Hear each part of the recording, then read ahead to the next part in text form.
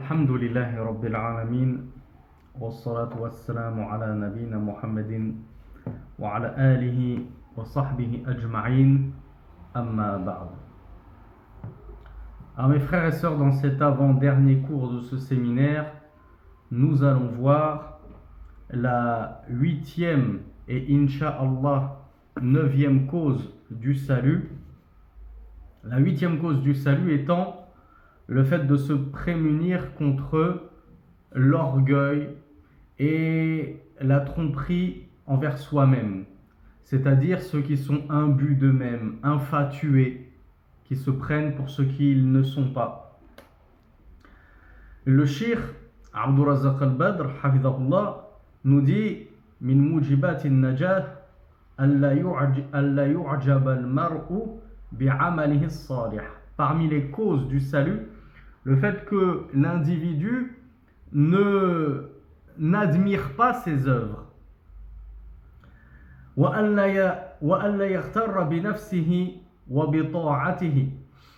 Et qu'il ne soit pas trompé par lui-même et par ses actes d'adoration.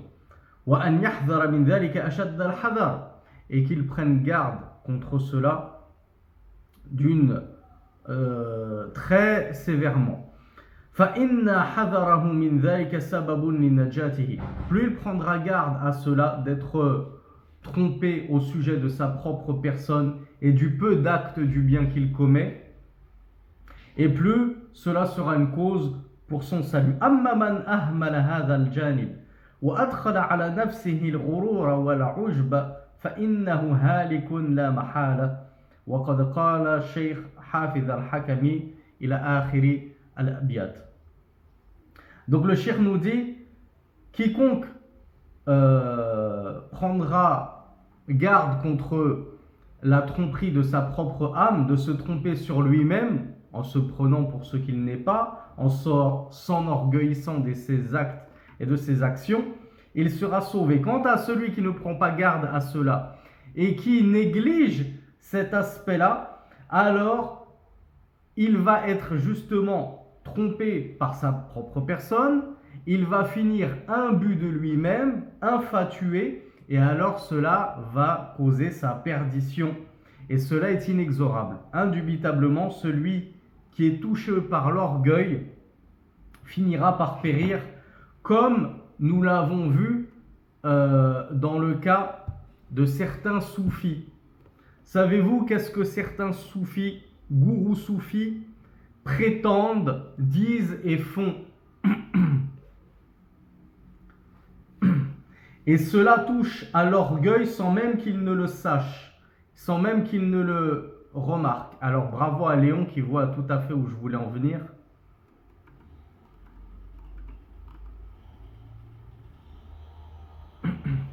Là où je voulais en venir, c'est qu'on a certains soufis qui prétendent avoir atteint le paroxysme de la religion, l'apogée de la proximité avec Allah. Puis les shayatines viennent les voir sous une apparence qu'ils s'imaginent être un ange ou le prophète Mohammed sallallahu alayhi wa sallam, et lui disent « Ça y est, tu as atteint al-yaqin ». Tu as atteint la certitude. Or, Allah Azza wa Jal dans le Coran te dit adore Allah jusqu'à ce que te vienne la certitude. Mais quelle est cette certitude dont Allah Azza wa Jal fait mention dans ce verset-là? Voilà, je vois que même vous le savez. Même vous savez que la certitude dont il est question ici, c'est la mort. C'est-à-dire adore Allah jusqu'à ce que te vienne la certitude de la mort. Parce qu'une fois mort, on sera certain que cette vie d'ici-bas n'était qu'un jeu et que le paradis et l'enfer étaient la vérité vraie. Mais le shaitan se joue d'eux et lui dit « Tu as atteint al-yaqin, la certitude au sujet de ton Seigneur. Tu es certain que Allah est vrai. Tu es certain que l'islam est vrai. Du coup, tu n'as plus besoin d'adorer Allah. » Et alors le shaitan les fourvoie et ces gourous soufis-là n'assistent plus au Jumu'ah, n'assiste plus aux prières en congrégation, voire ne prie même plus du tout. Même les 5 prières, il les délaisse en disant « Je n'ai plus besoin des 5 prières. Moi, ça y est, j'ai atteint le paroxysme de la foi et de la connaissance du Seigneur. Et celui qui a atteint un tel statut, comme il le prétend, n'a plus besoin d'être un adorateur du tout miséricordieux. Subhanallah. Tout ceci, ça a été la cause de quoi? Quelle a été la cause de ceci quand on remonte l'échelle chronologique dans le temps? Bien sûr, l'ignorance, on est d'accord, les innovations, le dalal, l'égarement, le fait de croire que voilà, on peut converser avec des anges, avec le prophète sallallahu alayhi wa sallam, mais il y a aussi le fait qu'ils se soient enorgueillis et qu'ils ont eu une certaine autosatisfaction, autosuffisance à avoir eu le toupet de prétendre et de croire qu'ils avaient atteint le sommet de la religion. Donc déjà, pour penser avoir atteint un tel niveau, il faut vraiment avoir une sacrée belle image de soi-même. Parce que normalement, comme on le verra, nous, on doit constamment nous remettre en question, nous remettre en cause, blâmer notre âme, etc. Quand bien même on ferait de bonnes œuvres et on estimerait qu'on fait beaucoup de bonnes œuvres, on va le voir dans ce cours, on doit malgré tout sans cesse demander à ce qu'Allah subhanahu wa ta'ala accepte ces bonnes œuvres et qu'il nous pardonne pour les manquements survenus dans ces bonnes œuvres. Parce que dès lors que tu vas t'enorgueillir en pensant que tu es le cheikh ou l'islam, le grand adorateur de cette époque, etc., le dévot numéro 1 d'Allah sur terre, eh bien c'est là que tu vas chuter et te casser les dents, comme se sont cassés les dents et le cœur, ces soufis, qu'Allah Azza wa Jal nous préserve d'une telle humiliation et d'une telle bassesse et de tomber aussi bas.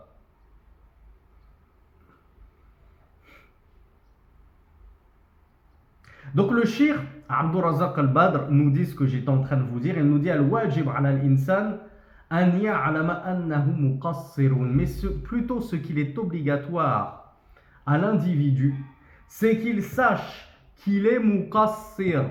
Savez-vous mes frères et sœurs ce que signifie muqassir? Qassara, le verbe qassara de base ça veut dire raccourcir quelque chose. Donc le muqassir c'est celui qui raccourcit. C'est pour ça qu'on appelle comment dire, quand on taille ses vêtements au-dessus de la cheville, on dit taqsir al-thiyab. On parle de taqsir al-salat, qasr al-salat, le fait de raccourcir la prière. Ici, al-muqassir, on va le traduire plus correctement parlant comme étant celui qui a fait preuve de manquement dans son adoration d'Allah subhanahu wa ta'ala. Donc le shir Abdur Razak al-Badr nous dit que nous devons être conscients et savoir et reconnaître que nous avons des manquements. C'est pas parce que tu pries la nuit, toutes les nuits, et que tu jeûnes tous les jours que ça fait de toi le meilleur adorateur d'Allah subhanahu wa ta'ala sur terre. Tu auras des manquements infailliblement, tu n'es pas un ange. Et ça c'est encore une des preuves de la vie minoritaire parmi les salafus salih que Shaitan n'était pas un ange mais était un djinn. Parce qu'il a eu un manquement terrible, c'est qu'il a désobéi à Allah subhanahu wa ta'ala et qu'il a été touché par l'orgueil. C'est pour ça que je vous disais, certes, la majorité des compagnons et des salafus salih considéraient que Shaitan était un ange, mais parfois, un avis minoritaire est parfois le plus juste et le plus fort. Et je ne dis pas que c'est le plus juste, parce que là, sur cette question, c'est impossible à mon niveau et à mon échelle, à mon niveau d'ignorance et à ma pauvre échelle, de déterminer quel est l'avis le plus juste. Mais je vous donne juste les deux avis, en vous rappelant que, paradoxalement et étrangement, la majorité des salafus salih considéraient le shaitan comme un ange. Et on a dit que c'était d'ailleurs le credo des chrétiens.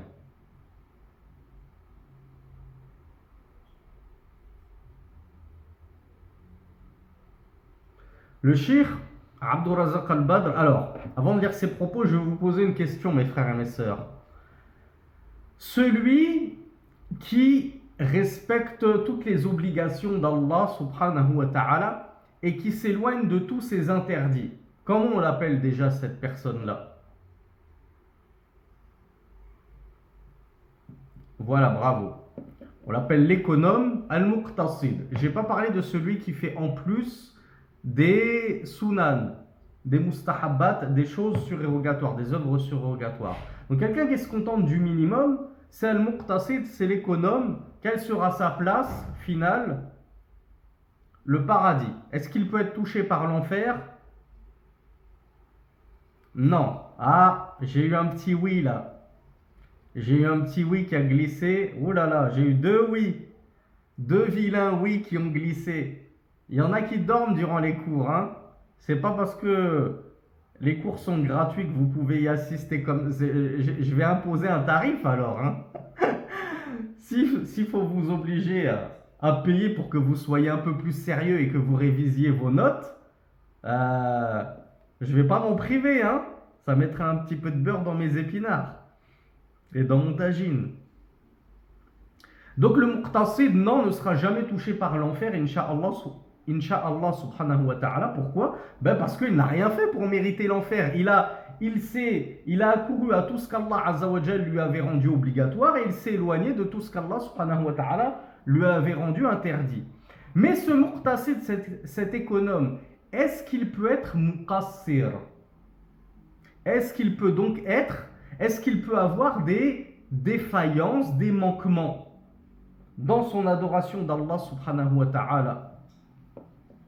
Alors j'ai eu du oui et du non. La bonne réponse c'est oui, bien sûr. Bien sûr qu'il a des défaillances et des manquements. Sinon ça voudrait dire qu'il est parfait. C'est pas parce que tu vas mettre en pratique tout ce qu'Allah t'a rendu obligatoire, comme par exemple la prière. Moi je fais mes 5 prières. Est-ce que parce que je fais mes 5 prières, ça veut dire que mes 5 prières elles sont parfaites? Que jamais dans mes prières, je ne tombe dans des makrouhat, que je me gratte la barbe, que je me distrais de temps en temps, que parfois mon esprit, il vole très très haut. Allah Azza wa Jal m'a imposé le jeûne de Ramadan. Est-ce que ça veut dire que parce que je jeûne le mois de Ramadan, comme Allah Azza wa Jal me l'a ordonné, ça veut dire que mon jeûne il est parfait? Je regarde pas la télé, j'écoute pas la musique à la radio, je joue pas aux jeux vidéo, je fais pas de futilité, je dis pas de paroles de paroles grossières ou d'insanité. L'un n'empêche pas l'autre. Ce n'est pas parce que tu es un muqtasid que forcément tu ne vas pas être muqassir, mais plutôt on est tous des muqassirun. Nous sommes tous des gens qui avons des défaillances et des manquements. Sinon, on serait des prophètes ou des messagers, sachant qu'on l'a déjà vu dans un cours de Aqidah, ce n'était pas dans les séminaires il me semble, mais les prophètes, alors je vous pose la question, les prophètes sont-ils infaillibles? C'est-à-dire dans le sens, sont-ils à l'abri de l'erreur? Sont-ils à l'abri du péché? Alors, subhanallah, je ne m'attendais pas à autant de noms de votre part. Et il y a Hana qui m'a précisé, une belle précision. iPhone aussi m'a apporté une belle précision. Ils sont infaillibles dans la transmission du message. Ils ne peuvent pas se tromper quand ils transmettent le livre d'Allah ou leur sunna, leur législation. Donc, dans la révélation et la transmission, ils sont infaillibles. Ils ne peuvent pas se tromper là-dessus car Allah Azza wa Jal les protège de l'erreur. Et dans les grands péchés, ils sont infaillibles aussi. Allah subhanahu wa ta'ala les a aidés à ne pas tomber dans des grands péchés. Par contre, les petits péchés, alors là, ils ne sont pas infaillibles. Et c'est-à-dire qu'il y a des prophètes qui peuvent tomber dans des petits péchés. Et on l'a vu dans un hadith où au jour de la résurrection, certains prophètes vont dire j'ai fait ceci, j'ai fait cela, nafsi, nafsi. Moi-même, je me préoccupe de moi-même, de moi-même. Cependant, la différence entre nous et eux, c'est que eux, lorsqu'ils tombent dans un tout petit péché, eh bien, ils se repentent aussitôt. Et ils demandent pardon, à Allah subhanahu wa ta'ala aussitôt, et ils ne reviennent pas à ce péché. Mais tout ça pour dire que la nature de l'homme est ainsi faite. Nous ne sommes pas parfaits et nous ne sommes pas infaillibles. Impossible que je tombe dans l'erreur ou dans le péché. Si même les prophètes et les messagers n'étaient pas épargnés à ce niveau-là, alors que dire de nous? Donc ce n'est pas parce que je suis un muqtasid, voire même que je suis un sabiq bil khayrat, que j'accours aux bonnes œuvres, que ça veut dire que toutes mes œuvres sont parfaites et ne connaissent aucun manquement et aucune défaillance.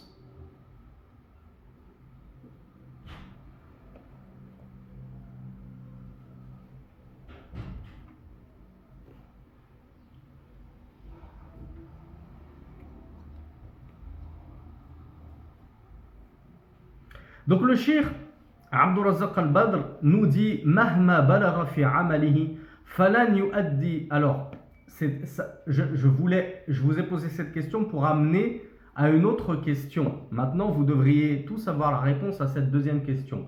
On a vu que même le muqtasid, l'économe, et le sabiq bil khayrat, celui qui accourt au bien et qui rajoute des actes surérogatoires dans ses adorations, ils peuvent commettre des défaillances. Du coup, la question pour un champion, est-ce que lorsque je suis un sabiq bil khayrat, c'est-à-dire j'ai atteint le plus haut niveau de la servitude envers Allah subhanahu wa ta'ala et de son adoration, est-ce que je me suis acquitté de mes devoirs envers Allah subhanahu wa ta'ala et je ne lui dois plus rien par rapport à toutes les faveurs et les grâces qu'il me donne au quotidien? Est-ce que moi j'ai remercié suffisamment Allah subhanahu wa ta'ala de sorte que ça y est, moi j'ai fait plein de prières aujourd'hui, ça va, aujourd'hui j'ai fait ma part, je dois plus rien à Allah. Oui, Allah il m'a donné la vue, l'ouïe, le toucher, la parole, il m'a donné une femme et des enfants en bonne santé, il m'a donné du travail, etc. Ça y est, j'ai beaucoup prié aujourd'hui, j'ai jeûné aujourd'hui, je dois plus rien à Allah. Est-ce que c'est possible d'atteindre un tel niveau de folie, de penser une chose pareille? Donc je suis rassuré que vous m'avez tous dit non. Et c'est pourquoi le cheikh Abdurrazzaq al-Badr, hafizahullah, il nous dit مهما بلغ في عمله فلن يؤدي شكر نعم الله عليه كما قال النبي صلى الله عليه وعلى آله وسلم لن يدخل أحدا عمله الجنة فقالوا pardonnez-moi فقال أصحابه رضوان الله عليهم ولا أنت يا رسول الله فقال لا ولا أنا إلا أن يتغمدني الله سبحانه وتعالى بفضل ورحمة. Le cheikh nous dit donc, peu importe ce que tu auras œuvré comme œuvre, c'est-à-dire aussi importante et nombreuse et grande soient tes œuvres d'adoration envers Allah subhanahu wa ta'ala, tu ne parviendras jamais à, à remercier Allah subhanahu wa ta'ala pour ses bienfaits et ses grâces envers toi comme il le mérite et à sa hauteur et à sa juste valeur. Ceci on le tire de quoi? Je l'ai lu le hadith en arabe, mais qui connaît la preuve en français dans un hadith qui nous montre que peu importe ce qu'on fait comme œuvre, ça ne suffira jamais pour exprimer notre gratitude envers Allah subhanahu wa ta'ala. Alors il y a Amina qui m'a apporté la bonne réponse, Marseille 13 aussi, Marie aussi,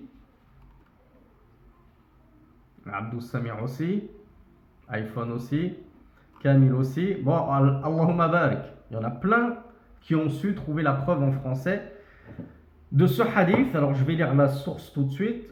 Il est rapporté par Bukhari, numéro 5673, et Muslim, numéro 2816. Le messager d'Allah, sallallahu alayhi wa sallam, a dit: les œuvres de nul n'entrera au paradis par ses œuvres. Rasulullah avait dit à ses compagnons, sallallahu alayhi wa sallam, les œuvres de nul ne lui feront entrer au paradis. C'est-à-dire, nul n'entrera au paradis pour le simple fait de ses œuvres. C'est-à-dire, je suis rentré au paradis grâce à mes œuvres parce que j'ai beaucoup œuvré. Donc, il nous dit, nul n'entrera au paradis pour ses œuvres, pour uniquement la cause de ses œuvres, parce qu'il l'aurait mérité par toutes les œuvres qu'il a faites. Donc, les compagnons lui ont dit, même pas toi, ya Rasulallah, sallallahu alayhi wa sallam, et qui était plus adorateur et dévot que le prophète Mohammed, sallallahu alayhi wa sallam, qui priait la nuit jusqu'à s'en fendre la paume, comment ça s'appelle, la plante des pieds, qui jeûnait le jour, qui combattait dans le chemin d'Allah, etc., qui donnait tout son argent aux pauvres. Même ses œuvres à lui, qu'est-ce qu'il a répondu, Rasulullah? Il a dit non, même moi. Même moi, c'est-à-dire ce n'est pas mes œuvres qui me feront entrer au paradis, sauf si Allah me recouvre de sa grâce et de sa miséricorde. Donc qu'est-ce qu'on doit en comprendre, mes frères et mes sœurs? Qu'est-ce qui nous fait rentrer au paradis? Réellement, nos prières, nos jeûnes, nos pèlerinages, nos aumônes. Ce qui nous fait rentrer au paradis, c'est la miséricorde d'Allah, sa grâce. Donc on en comprend que nos œuvres, comment on les considère nos œuvres au vu de tout cela? Est-ce que ça sert de vrai? Alors bravo Abu Aliya. Est-ce que ça sert de vrai si en fait, finalement, c'est que la miséricorde d'Allah subhanahu wa ta'ala qui nous fera rentrer au paradis? Bien sûr que ça sert, puisque les œuvres, ce sont des causes qui feront qu'Allah te fera miséricorde. Plus tu auras œuvré pour Allah subhanahu wa ta'ala, et plus Allah te fera miséricorde, et plus Allah te touchera de sa grâce. Et moins tu œuvreras sur terre, et plus tu t'éloigneras de l'obéissance d'Allah subhanahu wa ta'ala, et moins tu seras susceptible de recevoir la grâce d'Allah subhanahu wa ta'ala et d'être touché par sa miséricorde. Donc, oui, les œuvres sont importantes, mais elles ne sont que des causes, parce qu'aussi nombreuses, grandes et importantes et sincères soient nos œuvres, ce ne seront pas elles qui nous feront entrer au paradis. Ce seront des causes pour que Allah subhanahu wa ta'ala nous fasse entrer au paradis par sa miséricorde. Pourquoi? Parce que toutes nos œuvres, leur prix ne sera jamais équivalent au prix du paradis. Le paradis, son prix, il est tellement élevé qu'il nécessiterait que toutes nos œuvres ne connaissent aucune défaillance, aucune imperfection. Or, comme nous l'avons vu, nos œuvres connaissent des défaillances et des imperfections. Donc, si on pensait que c'est avec ces œuvres-là, avec nos prières, nos jeûnes, qui sont complètement banco, je crois que c'est comme ça qu'on dit le pluriel de bancal, banco, vous me corrigerez si ça se dit. Donc, ils sont complètement banco et qui connaissent beaucoup de négligence et de manquements et de défaillances. Ces œuvres-là, leur prix est réduit. Ça diminue la valeur de nos œuvres. Du coup, on n'a plus assez pour acheter le paradis. Donc, on est obligé de compter sur la miséricorde d'Allah subhanahu wa ta'ala pour nous faire rentrer au paradis. Est-ce que ça vous fait penser à quelque chose que nous avons? Alors, on me dit que c'est bancal avec un S au pluriel. Merci. Est-ce que ça vous fait penser à quelque chose que nous avions dit? Le fait de ne pas trop se reposer sur ses œuvres, de penser que c'est grâce à nos œuvres qu'on va rentrer au paradis. Alors, je vois que Marie, elle a fait le crossover avec un cours précédent ou le deuxième séminaire du week-end, je ne sais plus. Ça nous fait penser au fait qu'on a constamment besoin de demander la guidée à Allah subhanahu wa ta'ala, de lui demander la réussite, at-tawfiq, puisque la guidée et la réussite ne provient que d'Allah subhanahu wa ta'ala. On ne pourra obtenir le salut, la réussite et la guidée que par la grâce d'Allah subhanahu wa ta'ala et sa miséricorde. C'est pas nous qui nous sommes mis seuls par nos propres moyens et notre propre foi et notre propre religiosité dans le droit chemin. Moi, je dois ça qu'à moi-même. Vous savez ce qu'on appelle, ce que les gens appellent dans le domaine mondain les self-made men, c'est ça? Self-made men, ce qui veut dire l'homme qui s'est fait lui-même.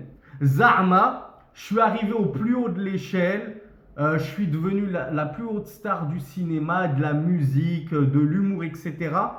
Et je me suis fait moi-même. J'ai commencé dans les quartiers, j'ai joué dans des salles devant 5 personnes, etc. Et voilà, je suis devenu le comique numéro 1, la chanteuse numéro 1, l'acteur numéro 1, grâce à mon travail, parce que le travail paye. Pareil pour les joueurs de foot. Zama, Cristiano Ronaldo, Benzema, le travail paye, c'est grâce au travail, etc. C'est grâce à mon boulot. Je me suis fait tout seul, personne ne m'a donné un coup de main. Vous voyez cette façon de penser, déjà dans la dunya, elle est dévastatrice.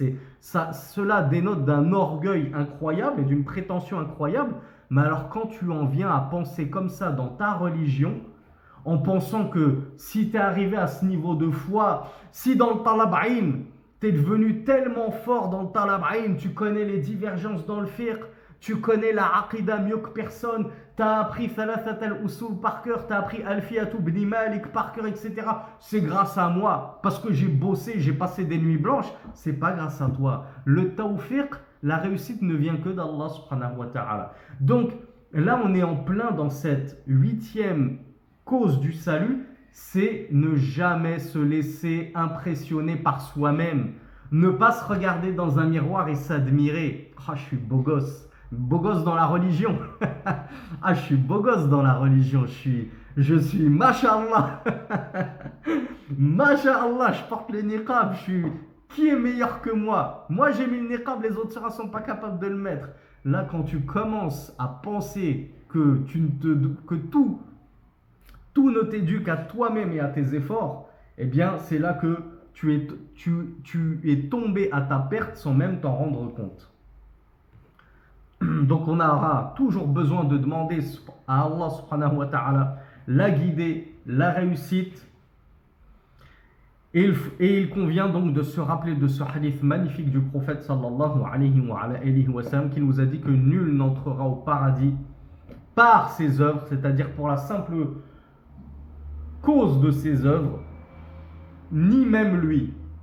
Même lui n'entrera pas au paradis pour ses œuvres et pourtant personne n'a œuvré comme il a œuvré sallallahu alayhi wa sallam. Mais on a des soufis qui pensent avoir mieux œuvré que lui. Comment ils ne le disent pas avec leur langue, mais ils le disent avec leur acte. Je n'ai plus besoin de prier puisque j'ai atteint l'yaqin. D'accord, donc ça veut dire que toi, tu as tellement œuvré que tu as dépassé Rasulullah sallallahu alayhi wa sallam qui lui, jusqu'à son lit de mort, priait. Il priait comment Rasulullah sallallahu alayhi wa sallam durant son agonie? Voilà. Il était tellement affaibli qu'il priait assis. Subhanallah, jusqu'à son dernier souffle, il n'a pas abandonné la prière. Et toi, le gourou de je ne sais où, tu es en train de nous expliquer que tu n'as plus besoin de prier parce que tu as atteint un niveau supracosmique dans la religion. La hawla wa la quwwata illa billah. Quelle bande de charlatans. Alors, on a vu déjà l'état du messager d'Allah sallallahu alayhi wa sallam. Voyons voir l'état des meilleurs de cette communauté après le prophète sallallahu alayhi wa sallam, ses compagnons. Le cheikh Abdurrazzaq al-Badr hafizahullah nous dit وَكَانَ ذَلِكَ الْحَالِ فِي خِيَارِ هَذِهِ الْأُمَّةِ مِنَ الصَّحَابَةِ فَمَنْ بَعْدَهُمْ وَمِنْ ذَلِكَ قَوْلُ عبد الله بن أبي مليكة رضي الله عنه ورحمة الله عليه وهو من علماء التابعين أدركت 30 من أصحاب النبي صلى الله عليه وعلى آله وسلم كلهم يخاف النفاق على نفسه. Est-ce que vous êtes prêts à vous prendre une grande claque?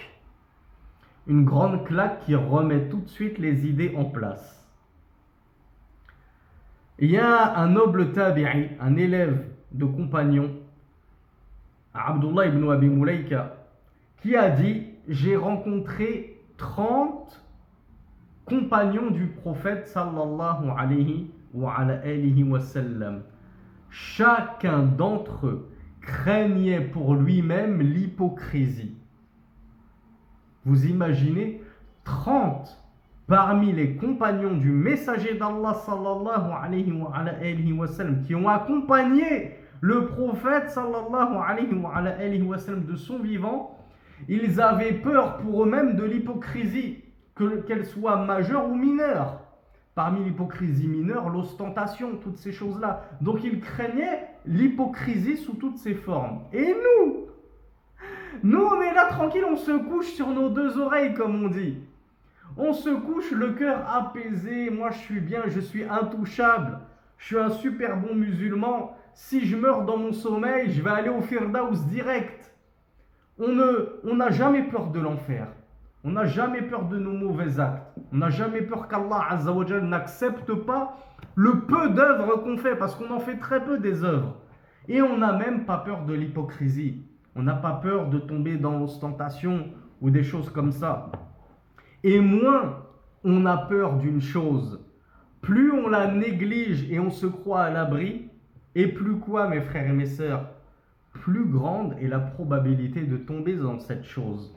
Comme je vous le disais, sur la fornication, combien de frères et de sœurs se pensaient à des années-lumière de la fornication, mais moi jamais je tomberai là-dedans, mais ça va pas. Oui, je sors avec une fille actuellement, mais attends, je suis musulman, elle est musulmane, elle est même voilée. Moi, je fais mes prières à la mosquée, mais jamais on tombera dans la fornication. Et 1 an plus tard, la fille est enceinte. Plus on se croit à l'abri, et plus on se casse la figure. Donc c'est ça, al-ujbu bin nafs. Le fait de compter sur soi-même, d'être impressionné par sa propre grandeur, sa propre prestance, sa propre religiosité, et ne faire confiance qu'à soi-même, au lieu de placer toute sa confiance en Allah subhanahu wa ta'ala. وإذا كان أبو بكر رضي الله عنه صديق هذه الأمة وخير الناس بعد الأنبياء لما سأل النبي صلى الله عليه وعلى آله وسلم أن يعلمه دعاء يدعو الله به في صلاته علمه صلى الله عليه وعلى آله وسلم أن يقول اللهم إني ظلمت نفسي ظلما كثيرا ولا يغفر الذنوب إلا أنت فاغفر لي مغفرة من عندك وارحمني إنك أنت الغفور الرحيم. Est-ce que je vous avais mentionné la source du hadith précédent sur nul n'entrera au paradis si ce n'est par ses œuvres? Je vous l'ai donné la source? Oui.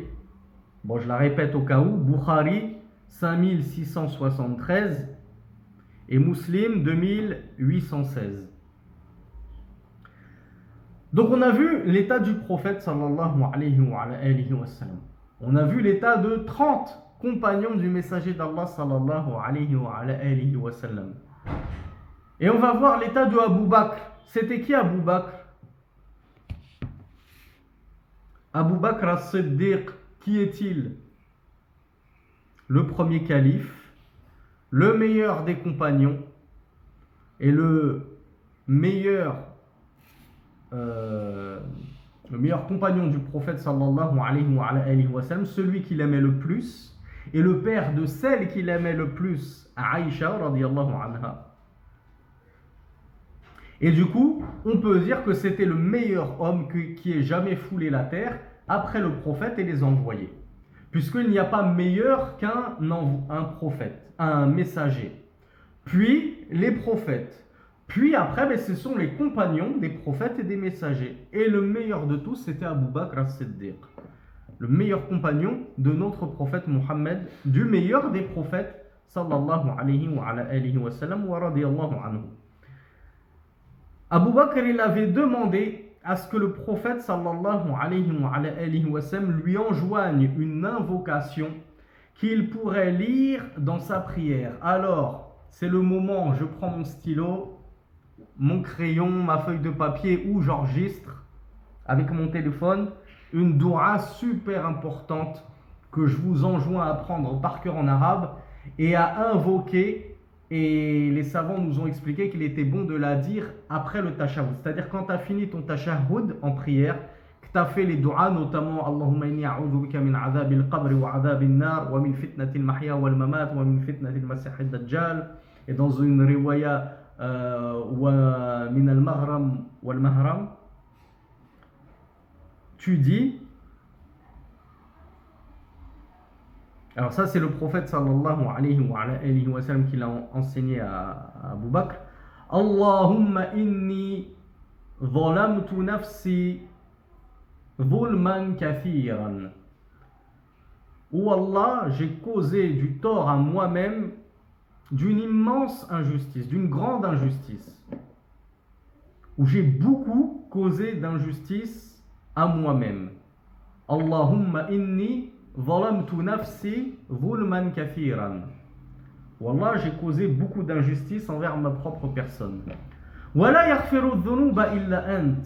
Et nul ne pardonne les péchés en dehors de toi.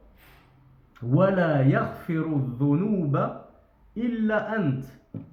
Et nul ne pardonne les péchés en dehors de toi. فاغفر لي مغفرة من عندك. Pardonne-moi donc d'un pardon émanant de ta part. Faghfir li maghfiratan bin indik warhamni, et fais-moi miséricorde, warhamni innaka antal ghafurur rahim. Tu es certes le grand pardonneur, le très miséricordieux. Innaka antal ghafurur rahim. Alors je la relis en entier une dernière fois. Allahumma inni zalamtu nafsi zulman kathiran wa la yaghfiru dhunuba illa ant faghfir li maghfiratan min indik warhamni innaka antal ghafurur rahim.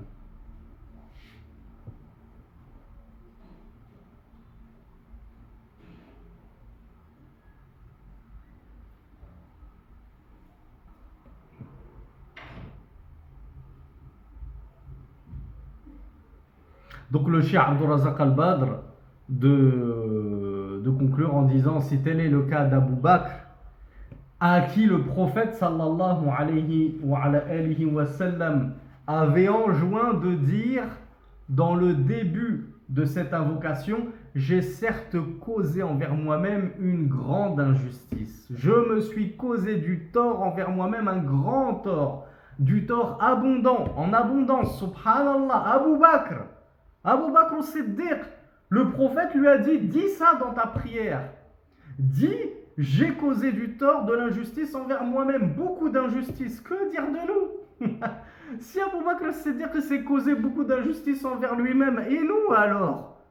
Ne sommes-nous pas plus en droit de lire cette dua à la fin de chacune de nos prières pour qu'Allah subhanahu wa ta'ala nous pardonne toute cette injustice qu'on se cause envers nous-mêmes? Donc ce hadith et cette dua, vous la trouverez dans Al-Bukhari, numéro 834, et dans Muslim, numéro 2705. Donc dua et hadith muttafaqun alayhi, unanimement authentique.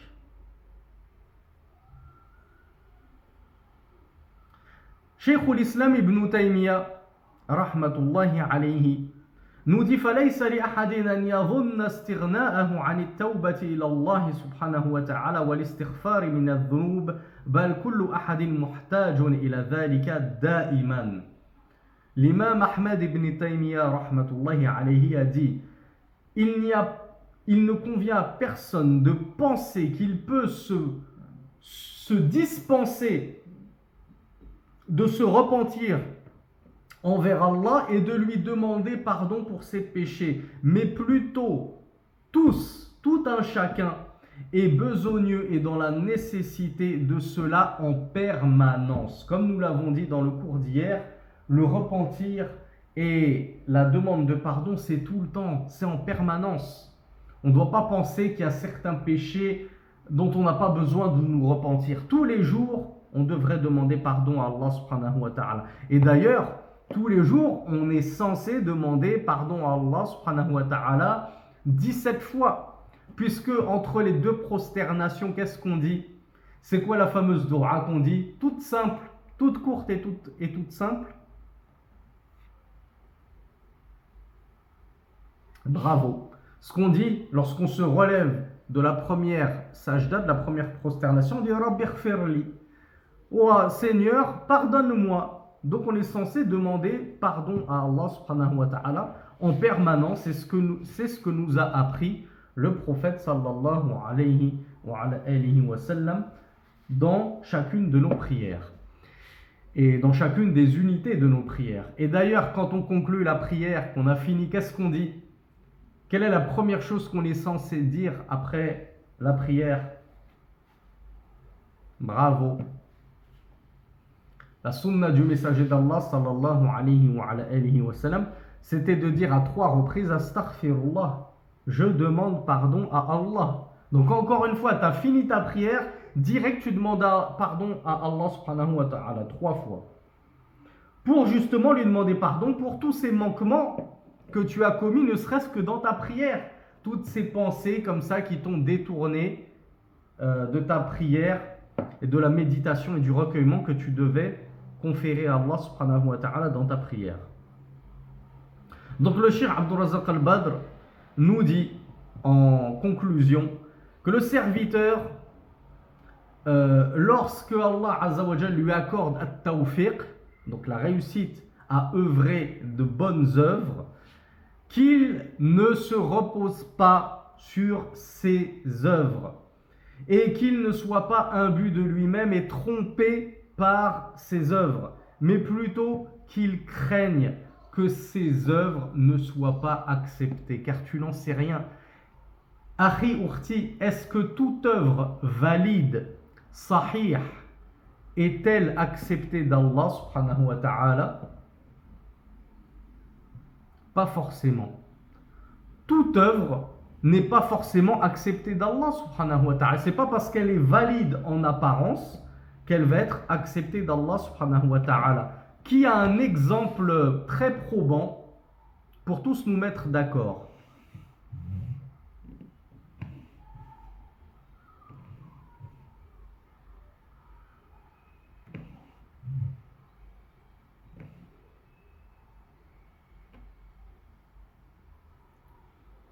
Alors beaucoup me parlent de l'ostentation en prière. Moi, je pensais surtout aux jeûnes. Parce que l'ostentation, là, ça touche carrément au shirk, comme on l'a vu. Donc, sans aller aussi loin, sans aller dans le shirk. Une œuvre comme le jeûne. Mon jeûne, voilà, je me suis retenu de manger et de boire toute la journée. Mais toute la journée, j'ai dit des gros mots. J'ai calomnié un tel, j'ai médit sur un tel, j'ai écouté de la musique, du rap, j'ai regardé des filles à la télé, j'ai joué à la PlayStation toute la journée, ça c'était mon jeûne. Mais j'ai rien mangé et j'ai pas bu du matin jusqu'au soir. Techniquement parlant, est-ce que mon jeûne il est valide? Oui, mon jeûne il est valide, c'est-à-dire si j'ai fait tout ça durant un jour de Ramadan, j'ai jeûné ainsi un jour de Ramadan, est-ce que je dois rattraper ce jeûne de Ramadan? Parce que j'ai écouté de la musique, j'ai regardé des filles, j'ai dit des gros mots. Non, j'ai pas à rattraper ce jeûne de Ramadan. Parce que mon jeûne, il est valide. C'est justement la preuve qu'il est valide, c'est que j'ai pas à le rattraper. Parce que s'il était invalide, ben je serais tenu de le rattraper, on est d'accord. Mais est-ce qu'un tel jeûne, il est accepté d'Allah subhanahu wa ta'ala? Allahu a'lam. C'est très peu probable, mais Allahu a'lam. Mais il y a une grande probabilité qu'Allah te refuse ton jeûne en vertu du hadith du messager d'Allah sallallahu alayhi wa sallam que nous avons déjà étudié. Combien de jeûneurs ne retirent pas de leur jeûne que la faim et la soif?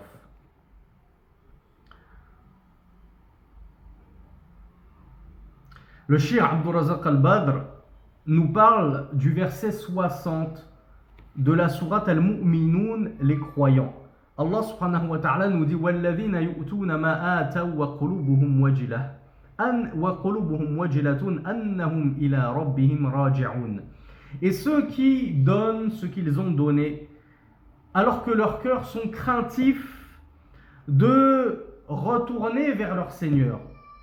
Ici, il s'agit des aumônes, ceux qui font des aumônes, en l'occurrence comme les exégètes nous l'a dit.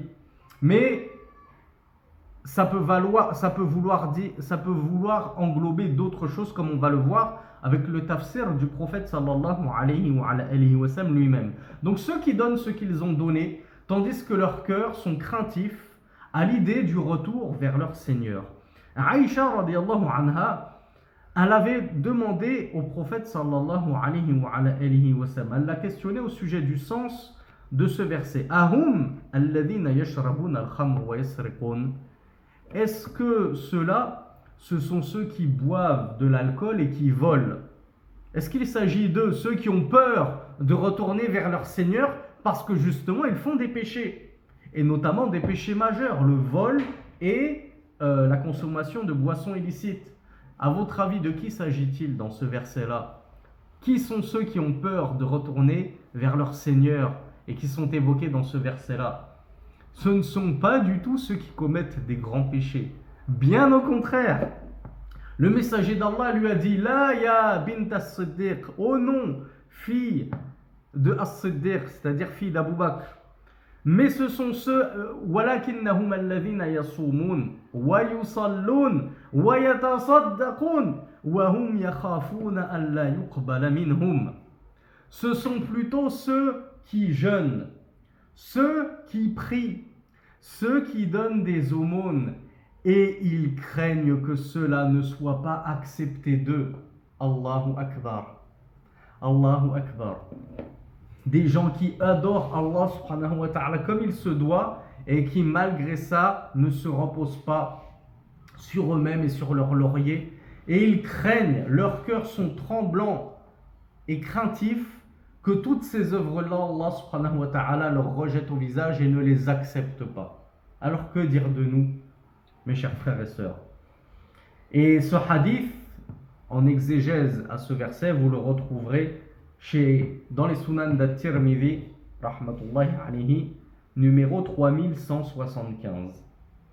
Ainsi se termine la 8e cause du salut. Très rapidement, on va voir la 9e cause du salut.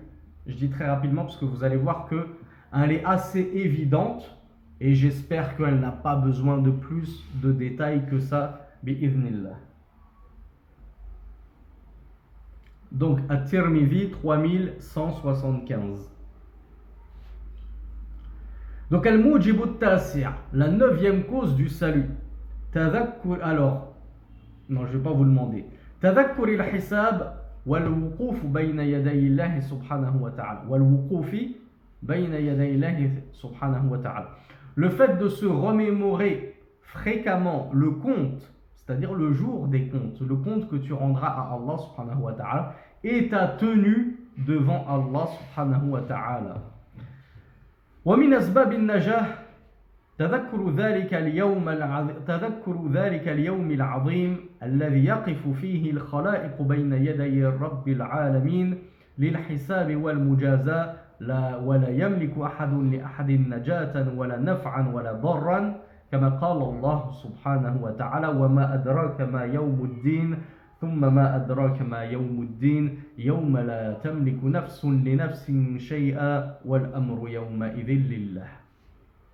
Le Cheikh Abdul Razak al-Badr nous dit que parmi les causes du salut, il y a le fait de se remémorer ce jour immense dans lequel les créatures se tiendront debout devant Allah. C'est qui les créatures qui vont se tenir debout devant Allah pour rendre des comptes?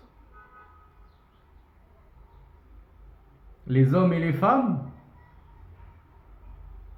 Les humains? Alors je félicite ceux qui ont eu l'esprit et l'intelligence de me dire, et les djinns? Les djinns aussi ils sont soumis à l'adoration d'Allah, ils doivent obéir à Allah subhanahu wa ta'ala. Et ils auront des comptes à rendre pour ce qu'ils ont fait de leur vie sur terre, puisqu'ils peuplaient la terre bien avant nous, et ils continuent à la peupler dans des endroits reculés. Donc les djinns et les hommes rendront des comptes à Allah subhanahu wa ta'ala. Et les animaux, est-ce qu'ils rendront des comptes à Allah? Question piège. Ah, bravo à la sœur Marie qui m'a apporté une réponse précise.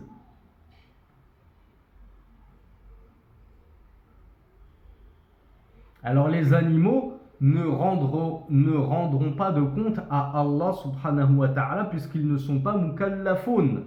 Ils ne sont pas chargés, ils n'ont pas ce libre arbitre. Mais par contre, ils rendront des comptes devant Allah entre eux. Allah azza wa jal, comme l'a dit le messager d'Allah sallallahu alayhi wa sallam, il ressuscitera je ne sais plus si c'était un bélier ou une brebis qu'il avait dit, il ressuscitera l'ovidé cornu et l'ovidé non cornu qui avait reçu un coup de corne de la part de son congénère, et Allah azza wa jal rendra justice jusqu'entre les animaux. Donc eux, ils rendront des comptes entre eux devant Allah subhanahu wa ta'ala jusqu'aux animaux. Et savez-vous quelle est la sagesse de ceci? Et après que Allah azza wa jal ait rendu la justice entre les animaux, ils redeviendront poussière. Donc il n'y a pas de paradis ou d'enfer pour les animaux qui ont vécu sur terre. Savez-vous pourquoi Allah subhanahu wa ta'ala, s'il n'y a pas de paradis et d'enfer qui les attend, pourquoi est-ce qu'Allah il prend j'allais dire la peine, mais on va me mettre en garde parce que j'ai dit Allah prend la peine, j'ai imputé l'attribut de la peine à Allah. Donc donnez-moi une autre expression. Savez-vous pourquoi Allah va ressusciter les animaux alors que, pour rendre justice entre eux, alors qu'ils ne vont pas aller en enfer ou au paradis? Les savants ont dit, c'est parce que en ce jour-là, la justice d'Allah subhanahu wa ta'ala sera apparente à tous et parfaite. Et elle ne connaîtra aucun manquement et aucune défaillance. Et d'ailleurs, la justice d'Allah ne connaît jamais de manquement et de défaillance, ni au jour de la résurrection, ni dans d'autres jours. Mais ce jour-là, ce sera un jour grandiose, durant lequel nous assisterons tous à la justice parfaite d'Allah subhanahu wa ta'ala. Et sa justice sera tellement parfaite, puissante et majestueuse qu'il rendra jusqu'à justice à la bête qui a reçu un coup de corne de sa congénère. Le shir Abdurrazzaq al-Badr donc nous dit que le fait de se rappeler fréquemment ce jour des comptes, ce jour où on se tiendra devant Allah subhanahu wa ta'ala et que rien ne sera caché et que nul ne sera lésé, ceci est une cause du salut. Pourquoi? À votre avis, pourquoi c'est une cause du salut? Ça me paraît évident à moi, mais peut-être que ça ne l'est pas forcément à vous. Qu'est-ce que l'évocation fréquente? Alors bravo à Ismaïl. Qu'est-ce que l'évocation fréquente de ce jour-là engendre en nous normalement? Bravo à Camille. Bravo iPhone. Bravo Sana. Et bravo à tous ceux qui m'ont apporté la bonne réponse. Et pour ceux qui n'ont pas eu la bonne réponse, c'était la troisième cause du salut. Alors qui me rappelle la troisième cause du salut? La crainte d'Allah. At-taqwa. Donc lorsque je me rappelle fréquemment ce jour où rien ne sera caché de mes mauvaises œuvres et de mes péchés que j'ai faits et toutes les désobéissances vis-à-vis d'Allah que j'ai faites, jusqu'à même l'injustice que j'ai faite envers mes voisins et mes congénères et envers les humains, et jusqu'à même l'injustice que me suis faite envers moi-même, ma propre âme, comme on l'a vu dans le chapitre précédent. Eh bien, cela va induire en moi une crainte énorme d'Allah subhanahu wa ta'ala. J'ai peur de rencontrer Allah comme nous l'avons vu dans le tafsir du messager d'Allah sallallahu alayhi wa sallam, du verset précédent, dans le sous-chapitre précédent, à la fin du sous-chapitre précédent.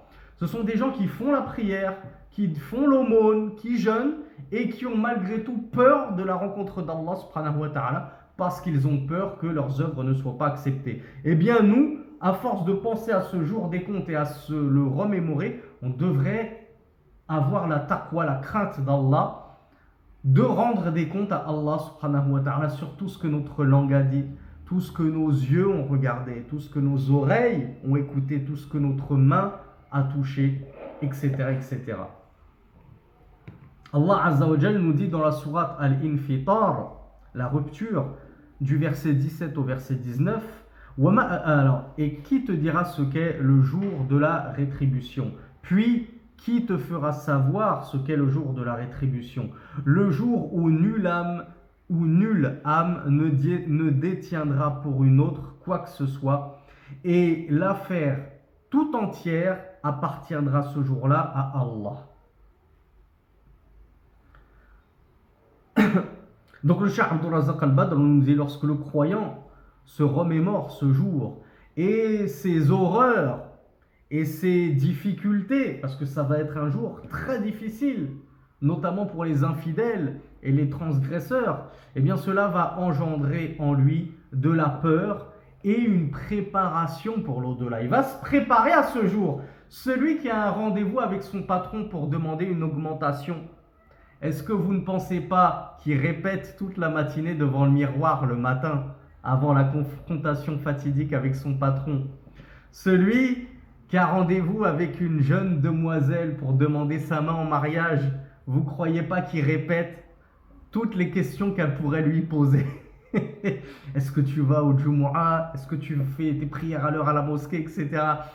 On se prépare à ces rencontres-là avec de simples humains? Que dire de la préparation qu'on devrait préparer pour la rencontre avec le créateur des humains, subhanallah. Donc celui qui se remémore fréquemment ce jour-là, eh bien le Cheikh Abdul Razak Al-Badr nous explique qu'il va avoir la taqwa, la crainte d'Allah, et il va finir par se préparer à la rencontre de ce jour-là.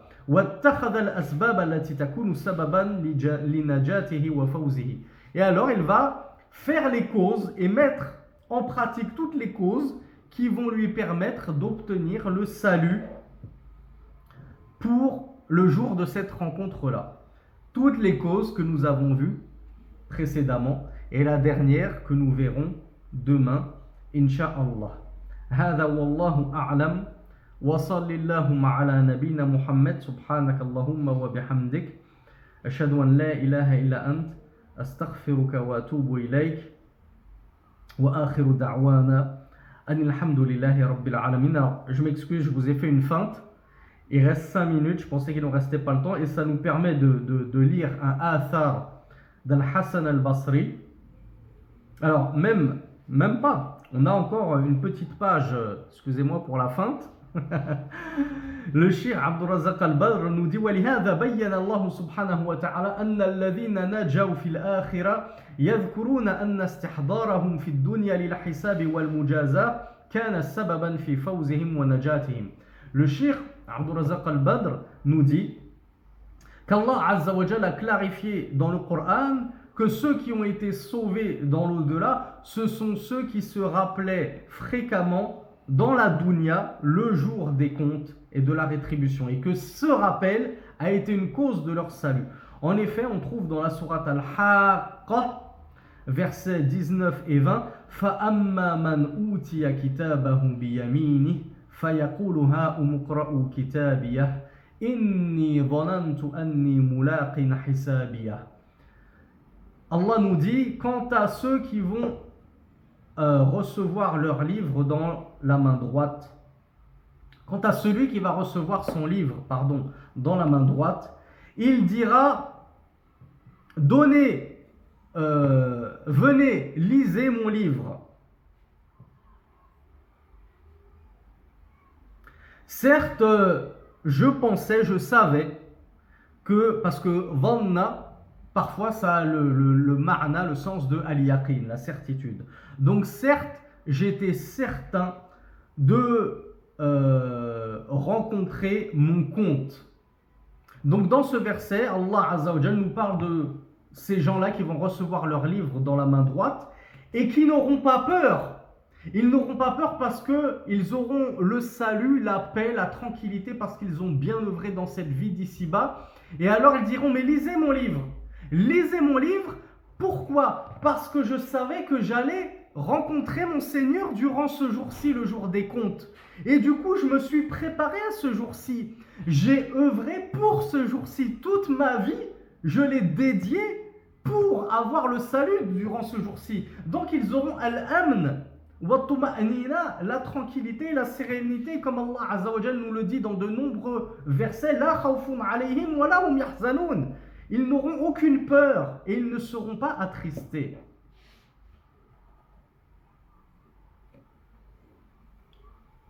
Donc voilà pourquoi le Cheikh Abdul Razak Al-Badr nous dit, celui qui se remémore fréquemment ce jour des comptes, eh bien il va préparer sa rencontre avec Allah subhanahu wa ta'ala. Il va préparer les réponses qu'il va apporter à Allah subhanahu wa ta'ala.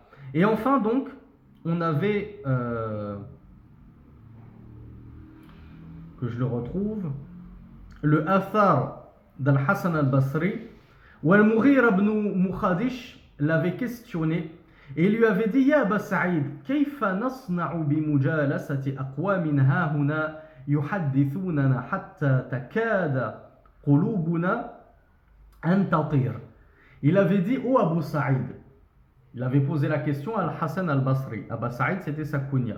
Il lui a dit, que devons-nous faire dans des assises de certaines personnes ici qui nous parlent, c'est-à-dire nous mentionnent des choses, ils nous exhortent au point que nos cœurs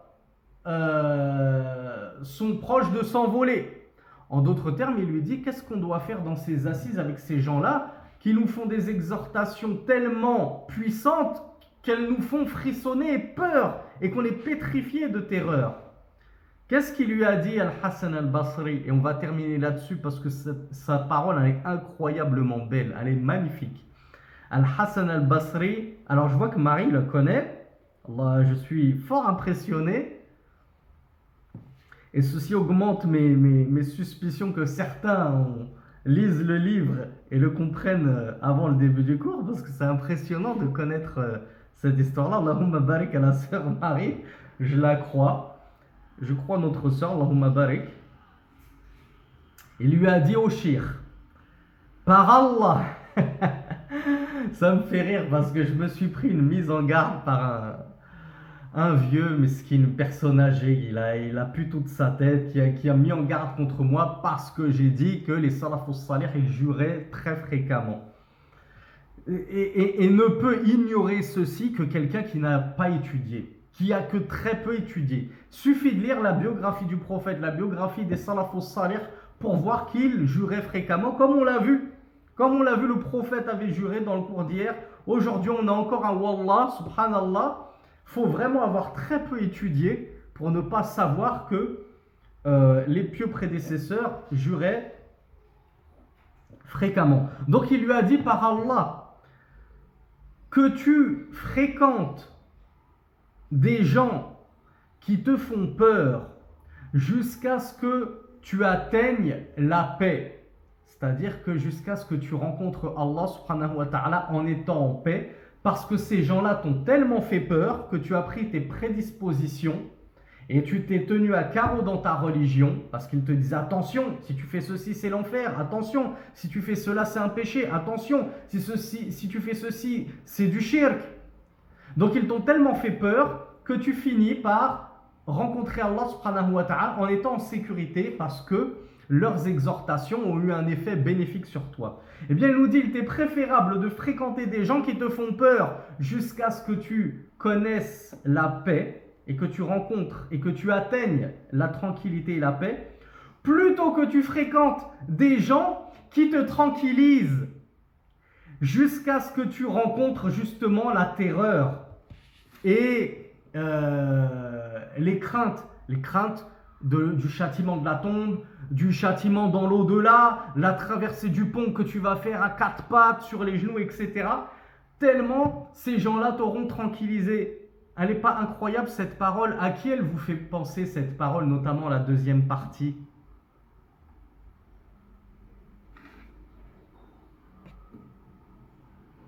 Ah oui, les fameux prédicateurs de l'égarement. Mais non, vous inquiétez pas, c'est pas grave si vous vous serrez la main entre hommes et femmes.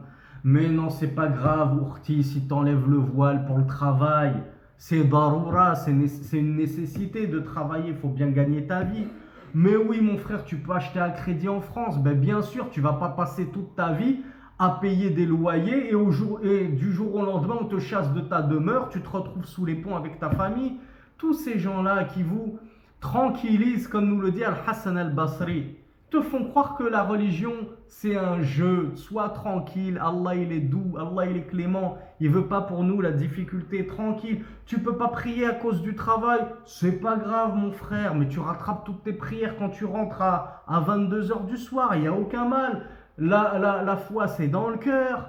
Allah il regarde pas nos apparences, il regarde nos cœurs. Vas-y, rase-toi, sois beau, sois frais, sois pimpant. Donc tous ces imams égarés, égareurs qui vous tranquillisent, yu'amminunaka, comme nous le dit Al-Hassan al-Basri, sont la plus grande cause de ta perte, parce qu'au jour de la résurrection, à force d'avoir été trop tranquillisé dans ta religion et d'avoir été trop au calme, comme on dit, tranquille, tout va bien, j'ai rien à craindre, mon imam il me dit que je peux faire ci, ça, que je peux délaisser ceci et cela, au jour de la résurrection, tu vas avoir la pire des frayeurs quand tu vas voir ce qui a été inscrit sur le livre de tes comptes et notamment des mauvais comptes.